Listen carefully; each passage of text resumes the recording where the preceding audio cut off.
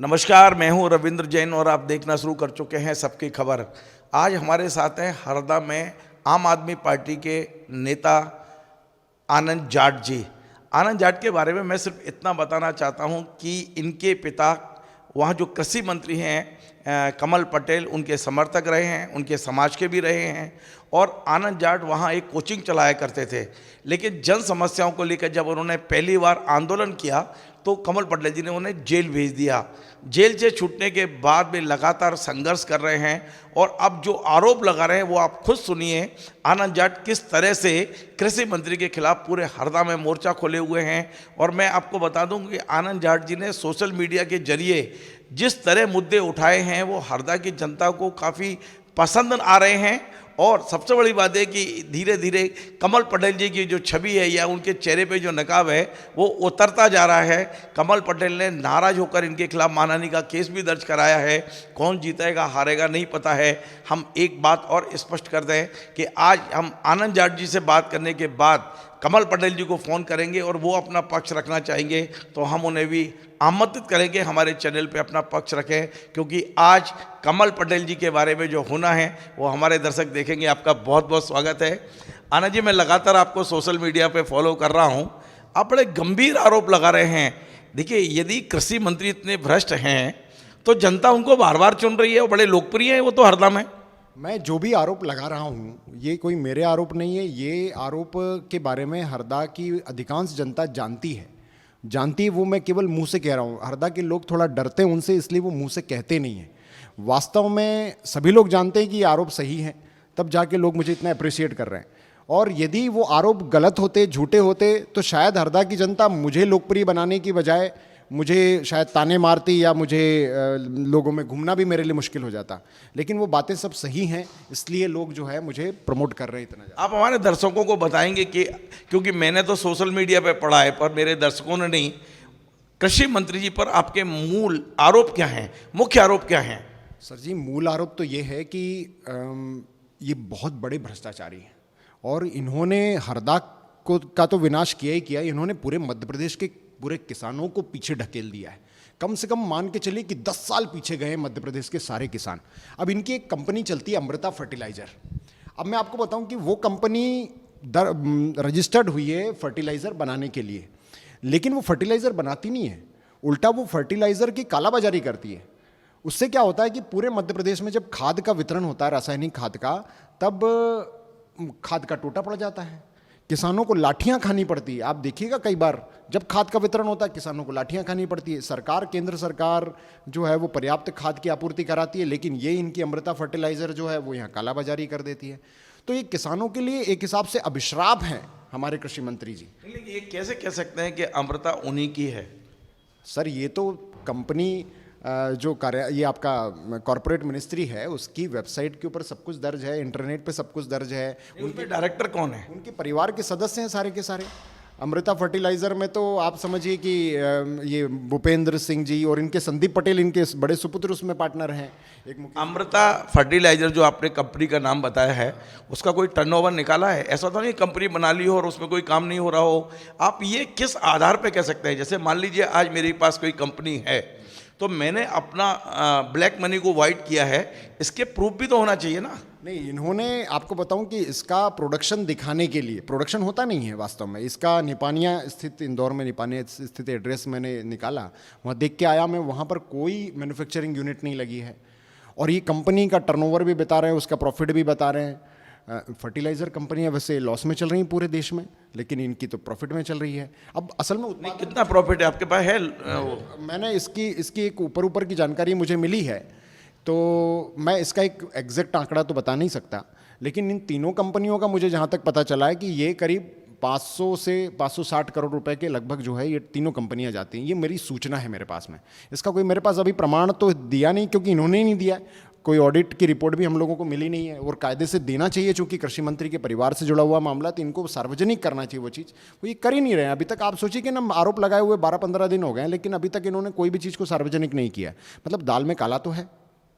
और दो कंपनियां और कौन सी हैं? ये अमृता फर्टिलाइजर के अलावा दो कंपनियों के नाम क्या हैं और उसमें डायरेक्टर कौन है? एक दिव्यांका टेक्नो सॉल्यूशन कंपनी है, वो यशवंत पटेल और सुदीप पटेल जो है कमल जी पटेल के छोटे सुपुत्र, और यशवंत पटेल इनके दामाद हैं।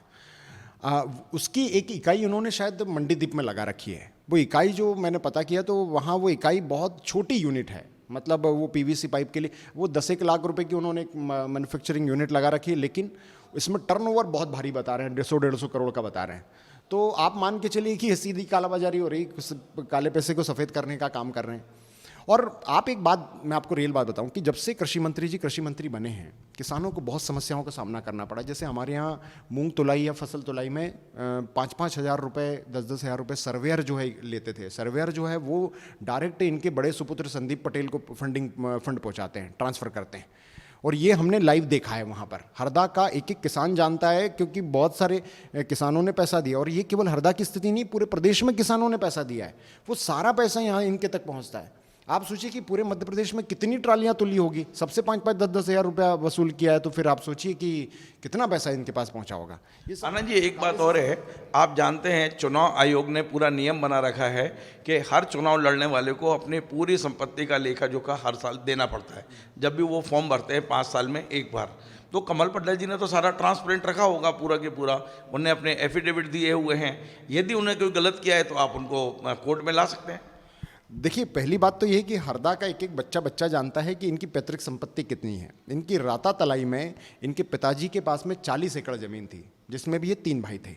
और वो 40 एकड़ जो ज़मीन है वो रेत मुरम गिट्टी वाली मिट्टी है उसमें, मतलब वो उस ज़मीन की कीमत 8 से 10 लाख रुपए से ज़्यादा नहीं, मतलब 4 करोड़ की कुल भूमि, जिसमें भी 3 भाई है ना, रामा पटेल, विष्णु पटेल और श्री कमल जी पटेल खुद हैं। तो ये तीनों उसमें हैं, मतलब इनकी खुद की संपत्ति 1-1.5 करोड़ से पैतृक संपत्ति ज़्यादा है नहीं। और इनके कोई बिजनेस चल नहीं रहे, कभी हम कोई बिजनेस करते दिखे नहीं है। और इन्होंने मेरे ऊपर 100 करोड़ का मानहानि का केस किया है। मानहानि का केस आप उतना ही कर सकते हैं जितनी आपकी खुद की संपत्ति होती है, मतलब ये खुद कबूल कर रहे हैं कि ये 100 करोड़ की इनके पास संपत्ति है। तो दिखती बात है, ये 100 करोड़ की संपत्ति भी कहाँ से आई?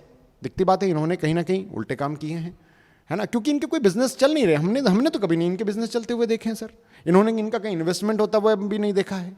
और मैं आपको बताऊं कि इनकी पैतृक संपत्ति यदि देखी जाए तो मेरी पैतृक संपत्ति से भी कम है। और मुझे एक मोटरसाइकिल खरीदने में पसीने आ रहे हैं, और ये 10-10, 12-12 इनोवा लोगों को गिफ्ट कर रहे हैं। तो कहीं ना कहीं काले से सफ़ेद तो हो रहा है सर। एक बात और, मैंने आपका एक वीडियो देखा था फेसबुक पे, आप कुछ गोदाम दिखा रहे थे, वेयर हाउस वगैरह, और बोल रहे थे कि लगभग 500 करोड़ की प्रॉपर्टी। तो क्या वास्तव में हरदा में उनकी 500 करोड़ की प्रॉपर्टी वहाँ है, लाइव प्रॉपर्टी है जो आप कह रहे हैं कि बिल्कुल उसके सबूत हैं? सर, वो जो वेयर हाउस बता रहे हैं, इसमें भी उन्होंने बड़ा एक काला काम किया है। कैसे काम किया है? उन्होंने उस वेयर हाउस के ऊपर 3 करोड़ का लोन लिया है, और वो बता रहे हैं कि ये वेयर हाउस हमारा पूरा लोन पे बना हुआ है। अब वो वेयर हाउस को आप देखने जाएंगे, खुद जाके आप यदि पर्टिकुलर देखेंगे तो वो वेयर हाउस कम से कम 25 करोड़ का वेयर हाउस है। बहुत बड़ा वेयर हाउस है, 3 बड़े वेयर हाउस हैं, और उस पर इन्होंने 3 करोड़ का लोन लिया है और बोल रहे हैं कि ये तो हमारा पूरा लोन पे है। सर, वो वेयर हाउस 25 करोड़ का, बाकी 22 करोड़ कहाँ से आया? लेकिन वो क्या, कागजी हेरफेर करने के लिए उन्होंने 3 करोड़ का उस पर लोन लिया है। ये इनका काले से सफ़ेद करने का एक तरीका है। ऐसा हर नेता करता है, एक कृषि मंत्री जी ने भी ऐसा ही किया है। और ऐसी बहुत सारी संपत्ति है सर। मेरे पास छोटी हरदा में इनके पास ज़मीन है, मेरे खुद के गांव कड़ोला में ज़मीन है, कौन से गांव में? मेरे खुद के गांव में ज़मीन है इनकी। इन्होंने ज़मीन खरीदी, इन्होंने। किस गांव में? सर, ये एग्जैक्ट तो मुझे याद नहीं अभी, बाकी मेरे पास इसका पूरा आंकड़ा है ना। मेरे खुद के गांव में इनकी बहुत सारी ज़मीन है, छोटी हरदा में इनकी ज़मीन है, इनकी बड़वा में ज़मीन है ना, इनकी आप सोचो कि अयोध्या तक में ज़मीन है इनके पास। उत्तर प्रदेश अयोध्या में भी इनके पास ज़मीन है। इनकी बारंगा में जो ज़मीन है, ये भी पूरा काला धन है इनका, है ना। बारंगा मेरे हिसाब से 100-150 एकड़ ज़मीन होगी। आप सोचिए, इनकी पैतृक संपत्ति, मतलब इनके हिस्से की पैतृक संपत्ति 10-15 एकड़ है, और वो इन्होंने बारंगा में 100 एकड़ ज़मीन कैसे ले ली? ये जो संपत्ति आप बता रहे हैं, ये कितने दिन में, अभी कृषि मंत्री के कार्यकाल की, या पहले उन्होंने जब वो विधायक रहे, मंत्री, राजस्व मंत्री भी रहे हैं, ये कब की है ये प्रॉपर्टी? उन्होंने तब भी गाला किया था और अब ज़्यादा किया है। ये कंपनियां जो इन्होंने बनाई है, ये तो कृषि मंत्री बनने के बाद बनाई है, लेकिन तब उन्होंने कम किया था, बाद में इन्होंने बहुत ज़्यादा कर लिया। मैं आपको एक और वास्तविकता बता देता हूं कि 2013 का जब ये चुनाव लड़े थे, ये चूँकि एक इनके पुत्र ने मर्डर कर दिया था, उस वजह से ये फंस गए थे और इनको बड़ा राजनीतिक रूप से। लेकिन अब आप कह रहे हो मर्डर कर दिया, वो छूट भी गए उसमें। सर सबूत छुपाकर कोर्ट में ये खुद भी जेल गए हैं सबूत छुपाने की वजह से, है ना। तो वो तो मुझे ज़्यादा कोर्ट का मामला, इसलिए मैं ज़्यादा बोलना नहीं चाहता उस विषय पे। लेकिन 2013 में इनकी ये स्थिति थी, उस समय मेरी कोचिंग इंदौर में बहुत हाई लेवल पे चलती थी, तो हमारे पास काफ़ी धन था। तो ये इन्होंने, इनके एक रिश्तेदार हैं डगांव के, उनके माध्यम से हमारे पास खबर पहुँचाई थी कि मुझे चुनाव के लिए फंड जो है मुहैया कराइए। मेरे पिताजी के पास इन्होंने पैसे मांगने के लिए खबर पहुँचाई थी कि 1-1.5 करोड़ रुपया मुझे मिल जाए तो मैं चुनाव जीत लूँगा। लेकिन मेरे पिताजी को ऐसा किसी ने इंटीमेशन दिया कि शायद ये चुनाव हार जाएंगे तो वापस कर नहीं पाएंगे, तो उन्होंने दिया नहीं था। लेकिन आप सोचो कि उस समय ये स्थिति थी कि उधार मांग के चुनाव जीतने की स्थिति, और आज इनके पास हजारों करोड़ रुपए हैं। तो पैसा तो दिखती बात है, इन्होंने काले से सफ़ेद किया ही है। और ये अधिकतम पैसा किसानों के हक का पैसा है। मुझे इनके सारे नेटवर्क का पता है। इनके जो एक वो अमृता फर्टिलाइज़र में एक पार्टनर हैं मुकेश गरिड़,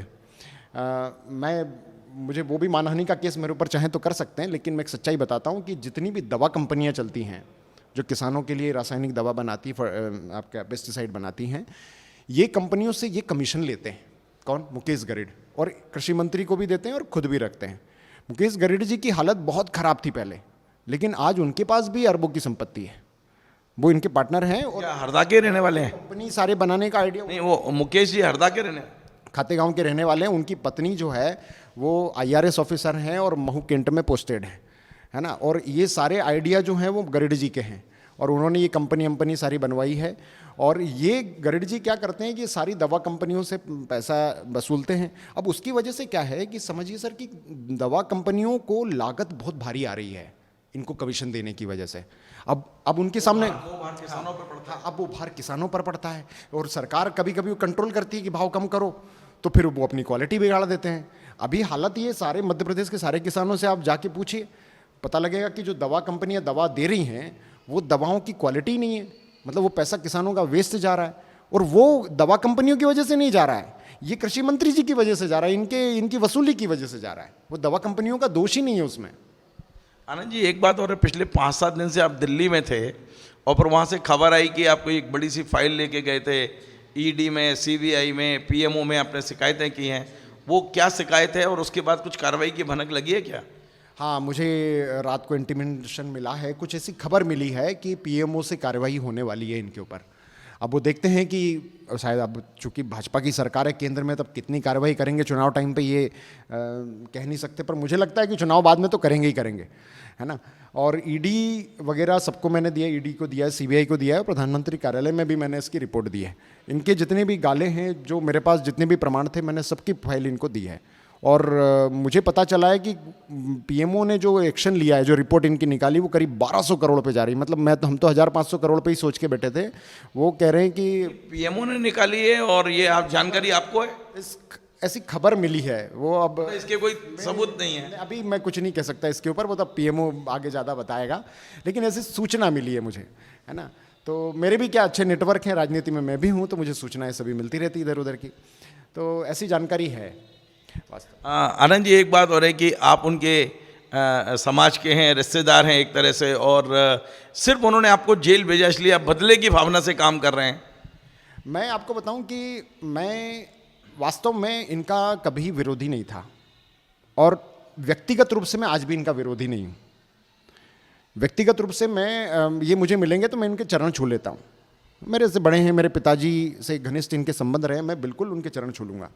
लेकिन राजनीतिक रूप से मेरा विरोध है, और ये सार्वजनिक धन में हेरफेर करते हैं। अब चाहे वो कृषि मंत्री खुद भी हेरफेर करें या कोई भी करे, भाई आप भी यदि सार्वजनिक धन में हेरफेर करेंगे या कुछ गड़बड़ करेंगे तो मैं आपके खिलाफ भी हो सकता हूँ, मैं किसी के भी खिलाफ हो सकता हूँ।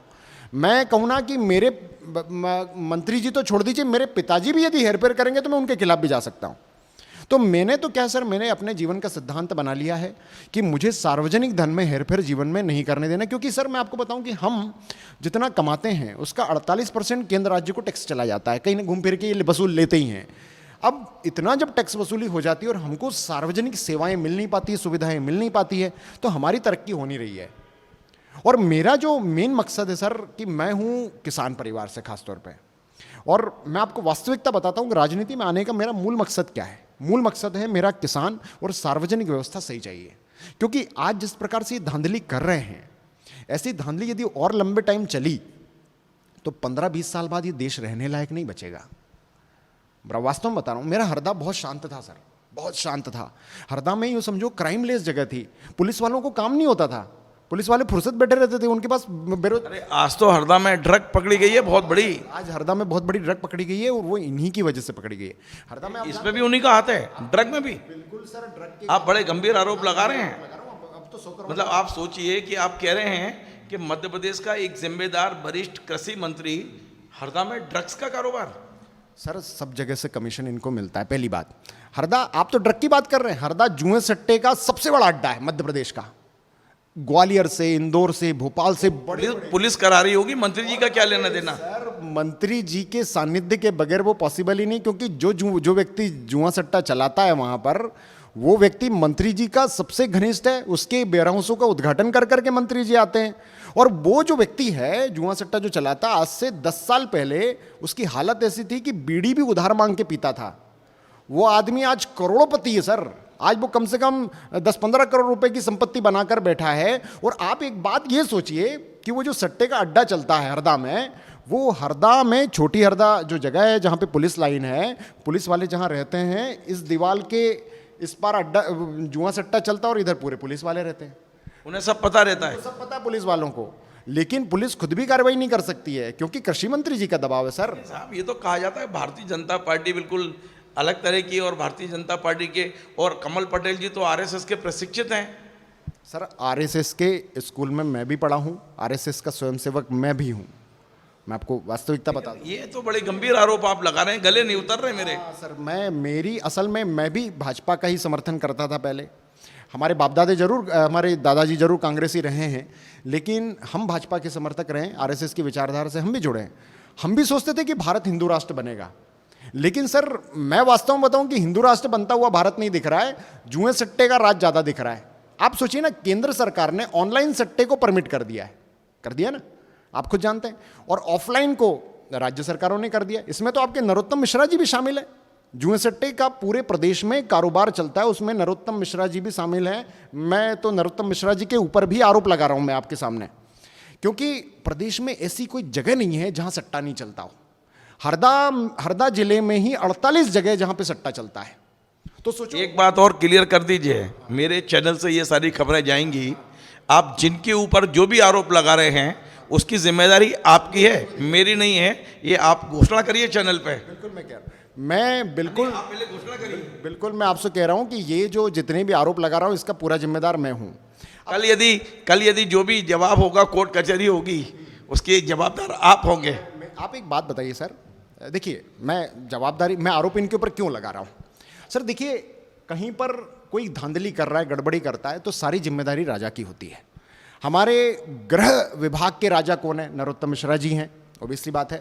और पूरे प्रदेश में सट्टा चल रहा है और नरोत्तम मिश्रा जी ने आज तक एक जगह भी कार्रवाई नहीं करवाई है। मतलब कहीं ना कहीं इनको भी कमीशन मिलता ही होगा, और उनके पास भी हजारों करोड़ की संपत्तियां हैं। नरोत्तम मिश्रा जी के ऊपर उनके पास भी हजारों करोड़ की संपत्तियां हैं। अब उसका ईडी सीबीआई की अब उनकी फाइल बनाना बाकी है, अगला नंबर उन्हीं का। वैसे तो मैं तो टारगेट करूंगा उनको, क्योंकि ये सर एक बात बताइए ना, भारत किस ओर जा रहा है आप ये तो देखिए। केंद्र सरकार ऑनलाइन सट्टे को परमिट कर रही है, राज्य सरकारें ऑफलाइन सट्टा चलवा रही है। तो आपको तो खुश होना चाहिए, क्योंकि राजनीतिक रूप से आप मजबूत हो जाओगे। जब ये कमजोर होंगे तो आपका विधायक जीतेगा, आपकी सरकार बनेगी। देखिए, वो एक अलग विषय सर कि राजनीति में हमें कुछ प्राप्त होगा नहीं होगा। मेरा मुख्य मकसद है कि समाज किस ओर जा रहा है। आज सट्टा चला रहा है। मैं आपको एक रियल बात बताऊं, मेरा खुद का बच्चा 10 साल का है, वो अभी उसके मामा के यहाँ रहता है। उसने जब मुझे मिला तो उसने कहा, पापा आप Dream11 डाउनलोड करिए, मेरे मामा जी चलाते हैं, बहुत पैसा कमाते हैं। मतलब बच्चा 10 साल का वो Dream11 से अट्रैक्ट हो रहा है। मतलब वो भी सट्टा का ही एक वो है, जुए सट्टे का ऑनलाइन सट्टा चलता है। मतलब भारत किस ओर जा रहा है? मतलब मैं दुनिया में विरोध कर रहा हूं और मेरा ही बच्चा बोल रहा है कि पापा Dream11 डाउनलोड कर लो। तो आप सोचो कि इस देश को ये भाजपा सरकार लेके कहां जा रही है। मतलब मुझे जो राष्ट्रीय स्वयंसेवक संघ में और सरस्वती शिशु मंदिर में मैं पढ़ा हूं, मुझे जो भाजपा का चेहरा दिखाया गया, जो मुझे कहा गया कि भारत हिंदू राष्ट्र बनेगा तो 1 नंबर हो जाएगा भारत, तो यहाँ तो क्या हिंदू राष्ट्र, ये तो जुए सट्टे का राष्ट्र बन गया सर। आप देखिए ना, हिंदू राष्ट्र में 2-4 सवाल, पूरी बातें सुनिए ना सर। आप ये सोचिए कि हिंदू राष्ट्र में खास तौर पे गायों का संरक्षण होना चाहिए। हाँ, मध्य प्रदेश में गायों की क्या हालत है वो आप भी जानते हैं, मध्य प्रदेश का प्रत्येक व्यक्ति जानता है, और आपको आंकड़ा पता नहीं है और सरकार ने उस आंकड़े को सार्वजनिक नहीं किया होगा। सर, पिछले 5 साल में 1.25 लाख से ज़्यादा गायें सड़क एक्सीडेंट में मर चुकी हैं। ये बहुत बड़ा आरोप है, बड़ा दुखद है। ऐसा कौन सा हिंदू राष्ट्र है जहां गायों का ही संरक्षण नहीं हो रहा? सर, मेरे हरदा की बताऊं मैं आपको कि हमारे यहाँ गौशाला के लिए एक गौशाला है जिसके लिए जिला कलेक्ट्रेट ने 1,68,00,000 रुपया दिया है। प्रत्येक गाय के हिसाब से 17 रुपये का दिया, 1,68,00,000 रुपये, 2700 गाय का पैसा दिया गया है। लेकिन उस गौशाला, वो भाजपा की एक कार्यकर्ता उसके संरक्षक हैं। अब हालत ये कि उन्होंने उसका गेट लगा रखा है, मात्र 2 गाय पल रही है और बाकी गायें सड़कों पर है, पैसा खा गए। ये कौन सा हिंदू राष्ट्र है सर? ये किस प्रकार का हिंदू राष्ट्र बनाने जा रहे हैं? कुल मिला के हिंदू राष्ट्र के नाम पे बेवकूफ बना रहे हैं सबको। और ये बना रहे हैं क्या? पैसा बना रहे हैं सर, लूट रहे हैं बुरी तरह से, और ये भारत को बहुत बड़े गर्त में लेके जाएंगे। चलिए, 2-4 सवाल मेरे हरदा की लोकल पॉलिटिक्स को लेकर है। इस बार यदि कमल पटेल को भारतीय जनता पार्टी की टिकट मिलती है तो वहाँ सीन क्या होगा? कांग्रेस आगे रहेगी या आप आम आदमी पार्टी? सर देखिए, कांग्रेस, यदि कमल पटेल रहते हैं तो मेरा सवाल कमल पटेल को लेकर है। आप आम आदमी पार्टी का भी नाम ले रहे हैं? यस। ठीक है सर, मैं आपको वास्तव में बताऊं कि वहाँ आम आदमी पार्टी का संगठन कांग्रेस जितना बड़ा नहीं है, उनसे आधा है। ऐसा भी नहीं कि 0 है, आधा है। कांग्रेस के पास क्या है कि फुर्सत कार्यकर्ता बहुत हैं जो उनके साथ फुल टाइम घूमते हैं। हमारे पास फुर्सत कार्यकर्ता नहीं। हमारे यहाँ हमारे कार्यकर्ता बिजनेस भी करते हैं और अपने हमारे काम में भी सहयोग करते हैं। लेकिन आम आदमी पार्टी को बढ़त ज़्यादा रहेगी, क्योंकि ब्रांड इमेज के हिसाब से हमने ज़्यादा ऊंचाई छुई है। हमने जो मुद्दे उठाए वो कांग्रेस वाले भी नहीं उठा पाए। कांग्रेस वाले हरदा में थोड़ा डरते हैं कमल जी पटेल से। क्यों? अब देखो सर, मेरे पास तो कुछ भी नहीं है, मेरे नाम पे कोई संपत्ति नहीं है। अब उसमें क्या होगा कि इन्होंने 100 करोड़ का आरोप लगाया, मैं कुछ दिन जेल होके आ जाऊंगा, बात खत्म हो जाएगी। लेकिन उनके पास में बहुत सारी संपत्ति हैं, उनको डर लगता है कहीं मेरी संपत्ति चले ना जाए, तो इसलिए वो कोई भी आरोप लगाने से बहुत ज़्यादा डरते हैं कांग्रेस वाले। और कांग्रेस का भी जो हरदा ने जो है कार्यकाल देखा है और भाजपा का भी देखा है, दोनों से संतुष्ट नहीं है। और कांग्रेस से यदि आपके दोगने जी उतरते हैं तो दोगने जी का कार्यकाल हमने पिछला देखा है। उस समय कमल जी पटेल बहुत हावी रहते थे इनके ऊपर, और इतने हावी रहते थे कि 2017 में कालाबाजारी हुई है खाद की हरदा में, लेकिन दोगने जी उसको रोक नहीं पाए। हरदा में भारतीय जनता पार्टी की ओर से सुरेंद्र जैन और अमर सिंह जी मीणा भी दावेदारी कर रहे हैं, तो क्या उम्मीद है कि भारतीय जनता पार्टी विचार करेगी इन 2 नामों पर, या कमल पटेल बाजी मार ले जाएंगे? व्यक्तिगत तौर पे चूंकि आप हरदा के रहने वाले हैं और पुराने भाजपा से जुड़े भी रहे हैं और हरदा की सारी जो वहाँ का जो तासीर है उसको आप समझते हैं, तो लगता है कि ये दोनों जो दावेदारी कर रहे हैं वो सीरियस कैंडिडेट हैं? हाँ, ये दोनों सीरियस कैंडिडेट हैं। और उसमें अमर सिंह जी तो मुझे लगता है थोड़े से सीधे आदमी हैं, उनके बस की बात मुझे नहीं लगता है। सुरेंद्र जैन जी जरूर प्रतिद्वंदी हो सकते हैं कमल जी पटेल के बराबर, या उनसे लगभग जो है वोट खींच सकते हैं, है ना। लेकिन भाजपा इस बार आएगी भी नहीं, वहाँ हरदा में नहीं आएगी, क्योंकि सबसे ज़्यादा तो नाराज़ हैं किसान, है ना। वो तो इनको बिल्कुल जीतने नहीं देंगे किसी भी हाल में। तो ये हम कहने से भाजपा बिल्कुल नहीं जीतेगी, पहली बात। हाँ, ये दोनों ही दावेदार हैं। लेकिन मैं आपको बताऊं कि और भी अच्छे लोग हैं भाजपा में हरदा में, लेकिन उनका नंबर ही नहीं आने देते ये 2-3 लोग। ये सच्चाई है। इन 2-3 लोगों ने कब्जा जमा के रखा है हरदा भाजपा के ऊपर। ये किसी का नंबर नहीं लगने देते, किसी भी चीज़ में नहीं लगने देते। तो ये तो दुखद है, ऐसा होना नहीं चाहिए। क्या सारे कार्यकर्ता केवल दरी या कुर्सी उठाने के लिए हैं क्या? उनका भी नंबर लगना चाहिए, उनको भी अच्छे पद दिया जाए। उनको छोटे मोटे वो मंडल कमंडल में बिठा देते हैं, उतने में बेचारे खुश हो जाते हैं, बस। ऐसा नहीं होना चाहिए। अब मेरी पार्टी में यूँ है कि मैं जिले में एक बहुत छोटे पद पे हूँ, मतलब एक संयुक्त सचिव का एक बहुत छोटा पद दिया है, लेकिन मेरी पार्टी ने मुझे फ्रंट पे बिठा रखा है। मेरे जिलाध्यक्ष ने मुझे फ्रंट पे बिठा रहा कि नहीं, आगे पुश करो। तो जिसमें यदि दम है, सक्रियता है, तो उसको आगे करना चाहिए। तो ये भाजपा, हरदा भाजपा में ये चीज़ देखने को नहीं मिलेगी। ये और ये नीतियाँ इन्हीं दोनों तीनों लोगों की है। ये लोग किसी को आगे बढ़ने नहीं देंगे जब तक ये हैं। अना जी, एक अब आखिरी सवाल, काफ़ी लंबी हमने चर्चा की है। आपने भी कहा कि मैं कुछ दिन जेल रहूँगा और मामला ख़त्म हो जाएगा, तो वही व्यक्ति कहता है कि मैं जेल रहूँगा जिसके पास पुख्ता सबूत नहीं होते। यदि मेरे पास सबूत है तो कौन मुझे जेल भेज सकता है? मैं लड़ूंगा, अंतिम सांस तक लड़ूंगा। मैं ये कैसे कहूँगा कि जेल जाऊँगा? तो कहीं ना कहीं आप अंदर से पुख्ता नहीं है कि आपके पास जो सबूत है वो पुख्ता हैं। आज जेल जाने का विचार कैसे कर रहे हैं आप? देखिए सर, ये तो एक सार्वजनिक जीवन है। मैं आपको बताऊं कि मेरे पास होने को बहुत चीज़ों के प्रमाण हैं। अब वो कोर्ट में क्या होता है क्या नहीं होता वो कोर्ट जानती है, मेरे पास तो पर्याप्त प्रमाण है। आप कह रहे हैं अंतिम विकल्प जेल जाने का है? लो कि हार ही गए, वैसे हारने वाला नहीं हूं मैं, मेरे पास बहुत ज़्यादा प्रमाण है, मैं उल्टा इनको हरा दूंगा। पर क्या सर, ये बहुत पैसे वाले हैं, पता नहीं सुप्रीम कोर्ट से वकील उठा। समझौता तो नहीं हो जाएगा? आप रिश्तेदार भी हैं आपस में। नहीं, मैं किसी भी हाल में इनसे समझौता कभी नहीं करने वाला हूँ, और मैं इनसे छोड़ो, मैं कभी किसी से भी इस तरह कि आपके पिताजी का झुकाव अभी भी उधर रहता है। वो झुकाव उनका उनका शुरू से स्नेह रहा, उनकी बहुत अच्छी मित्रता है, लेकिन नहीं, मेरा पिताजी का दिल बहुत दुखा है, क्योंकि इन्होंने जब मुझे जेल पहुंचाया था तो पिताजी को बहुत दिन तक एसडीएम कार्यालय में चक्कर काटने पड़े, और बेटे को यदि कोई तकलीफ दे तो उससे पिता कभी खुश नहीं हो सकता। तो पिता का तो बहुत, मेरे पिताजी का बहुत बुरी तरह से इनसे दिल टूटा है। मैं आपको बताऊं कि इनसे कभी भी मैं समझौता करने वाला नहीं हूं, ये आज मैं लाइव कह दे रहा हूं। और मैं ये समझो कि चाहे कृषि मंत्री जी हों, चाहे कोई भी हो, भ्रष्टाचार जो करेगा मैं उसके खिलाफ आया हूं। मैं ये कभी नहीं सोचा था कि मैं चुनाव लड़ूंगा या मैं जीतूंगा, मेरी कोई ऐसी महत्वाकांक्षाएं नहीं है। मुझे कुछ, आप उम्मीदवार हैं इस बार? देखिए, मेरी कुछ भी पाने की आकांक्षा नहीं। पार्टी से आपने अप्लाई किया टिकट के लिए? पार्टी यदि मुझे, मैंने अभी अप्लाई तो नहीं किया, लेकिन पार्टी यदि मुझे टिकट देगी तो मैं बिल्कुल लड़ूंगा। पार्टी पर डिपेंड करता है, मैं तो पार्टी का कार्यकर्ता हूं, और यदि हरदा की जनता जिताएगी तो मैं हरदा को बिल्कुल बहुत अच्छी स्थिति में ला सकता हूं। मेरे पास इसकी बहुत अच्छी योजनाएं हैं, क्योंकि हरदा एक ऐसी जगह पर आज पहुंच गया है कि पूरे मध्य प्रदेश, पूरे भारत के मध्य में ये एक आईटी हब भी बन सकता है, और बहुत चीज़ों में आगे पहुंच सकता है। आप सोचिए ना कि कृषि मंत्री जी बार बार इनके स्पीच में कहते हैं कि अपने को तो वो बना देना चाहिए, क्या बोलते हैं, फूड प्रोसेसिंग यूनिट हर जगह खोलना चाहिए। ये सर, एक हरदा में एक फूड प्रोसेसिंग खोल देते तो सारे किसानों की जो स्थिति सुधर सकती थी, लेकिन इनकी सिर्फ बातें होती हैं। और मैं उन चीज़ों को, यदि मुझे कभी नेतृत्व मिला तो मैं इन चीज़ों को इम्प्लीमेंट करूँगा।